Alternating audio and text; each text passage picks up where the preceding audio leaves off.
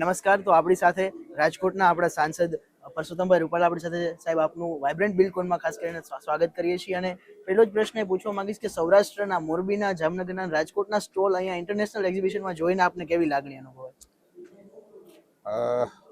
ખરેખર બહુ જ ખુશી અને પ્રસન્નતાનો વિષય છે. આપણા જામનગરના કે મોરબીના કે સ્ટોલને અહીંયા જોઈને મને ખુશી થઈ એ તો સ્વાભાવિક વાત કહેવાય. પણ મને આજે હું સવારે એક સેમિનારમાં ગયો અને મને લાગે છે કે નારેડકો એના દ્વારા યોજાયેલો એક સેમિનાર ચાલે છે અત્યારે, પણ એ ઓનગોઈંગ હશે ને એમાં બધા બિલ્ડિંગ મટીરિયલના લોકો ને બિલ્ડરો એમાં પાર્ટિસિપેન્ટ થઈ રહ્યા છે. એમાં નેશનલ અને ઇન્ટરનેશનલ લોકો પણ છે. પેનલ ડિસ્કશન ચાલે છે. એના પ્રમુખ શ્રી છે હરિબાબુ, બનતા સુધી તમિલનાડુના છે એવું મને લાગ્યું એમની વાત. મારો પરિચય નથી. એમણે ઓપનિંગ રિમાર્ક્સ કરી સેમિનારમાં. એટલે હું તો આમ ત્યાં પેલું ઇનોગ્રેશન કરી અને આપણા કથિરિયાજીએ કહ્યું હતું એટલે એમાં અંદર ગયો હતો. પછી નીકળી જવાનું હતું. મેં કીધું 2 મિનિટ આપણે એને સાંભળીએ પછી નીકળો. તો એમણે સાંભળ્યા. એમણે જે મોહનભાઈ રજૂઆત કરી કે હું 2005માં ટાઇલ્સનું મટીરિયલ ચાઇનાથી ઇમ્પોર્ટ કરતો હતો.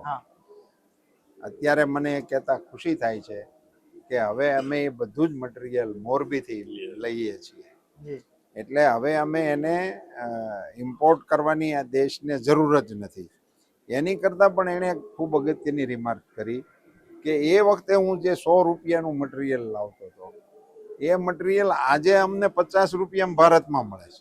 બરાબર. એટલે 5 વર્ષ પહેલા 100 રૂપિયાના ભાવે જે ઇમ્પોર્ટ કરતા હતા એ મટીરિયલ 5 વર્ષ પછી મેડ ઇન ઇન્ડિયા અને ખાસ કરીને મોરબીમાં 50 રૂપિયાની અંદર એને મળે છે. એવું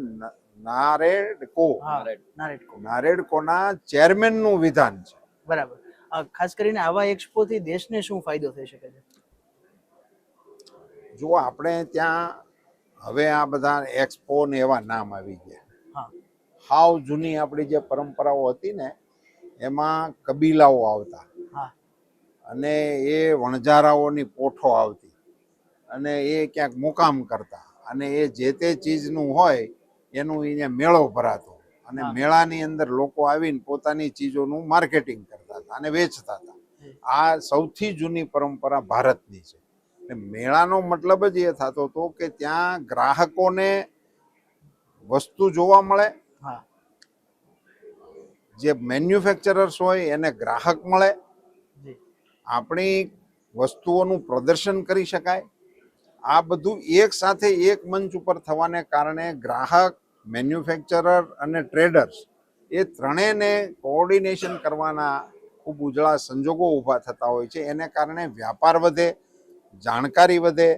જેમ આ એક સ્ટેટમેન્ટ મેં સાંભળ્યું તો એ સ્ટેટમેન્ટ મેં તો એક પબ્લિક પ્રતિનિધિ તરીકે સાંભળ્યું, પણ જરૂરતવાળાઓએ હવે એ સ્ટેટમેન્ટ સાંભળશે તો એને એના કામકાજની દૃષ્ટિએ પૂછપરછ કરશે. બરાબર. અને એટલે એ રીતે આના કારણે બિઝનેસનો વ્યાપ વધે છે. બીજું કે મેન્યુફેક્ચરર્સની અંદર જે લોકો કામ કરતા હોય છે એને અહીંનું જોઈને પોતાના મેન્યુફેક્ચરર્સની અંદર સુધારા વધારા કરવા માટેની તકો મળતી હોય છે. એ બીજું જોઈ અને એને એમ લાગે કે આ આપણે કરવા જેવું છે, આપણી કંપનીની અંદર આ થોડોક સુધારો કરવાની જરૂર છે. તો એને માટે માહિતી એ ખૂબ સરસ રીતે અહીંયા મળતી હોય છે. અપગ્રેડેશન થવા માટેના સ્કોપ અહીંયા મળતા હોય છે અને માર્કેટિંગ ફિલ્ડને વ્યાપકતા કરવા માટેની ખૂબ મોટી તકો મળતી હોય છે. અને આવા એક્સપો કરવા માટેનું આ જે પ્લેટફોર્મ છે આજે આપણું આ યશોભૂમિ, એને કારણે ઇન્ટરનેશનલ આને એક્સપોઝર મળે છે. અને ઇન્ટરનેશનલ જે ગ્રાહકો આવે કે બાયરો આવે તો એને પણ એની ઉપર એક એનો પ્રભાવ પડતો હોય છે. એનો પણ એક મોટો ફાયદો આપણને આવા કાર્યક્રમો. આપની ઉપસ્થિતિ સૌ માટે પ્રેરણાદાયી રહેશે. અમારી સાથે જોડાવા બદલ ખૂબ ખૂબ આભાર.